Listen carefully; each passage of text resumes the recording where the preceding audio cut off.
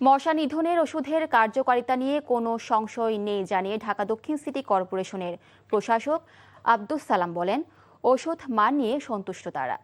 আসন্ন বর্ষা মৌসুমের আগে ডেঙ্গু নিয়ন্ত্রণে রাখার চেষ্টা চলছে বলে জানিয়েছেন তিনি। বলেন, মশক কর্মীরা সঠিকভাবে কাজ না করলে কঠোর ব্যবস্থা নেওয়া হবে। রাজধানীর গুলিস্তান নগর ভবনে মশার লার্ভা জরিপ কার্যক্রম উদ্বোধন করে এসব কথা বলেন তিনি। পরে কেন্দ্রীয় পশু হাসপাতাল পরিদর্শনে যান তিনি।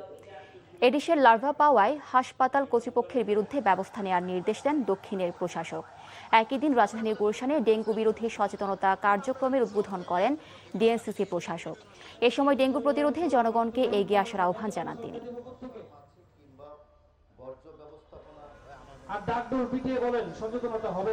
আগের ওষুধ আপনারা বলার পরে দুইবার আমরা পরীক্ষা করেছি, দুইবার মন্ত্রণালয় পরীক্ষা করেছে। মন্ত্রণালয় থেকে পরীক্ষা করার পরে তারা বলেছে যে এটা ওষুধ ঠিক আছে এবং এটা জাস্টিফাইড, কাজে ওষুধের ব্যাপারে কোথাও কোনো আপত্তি নাই।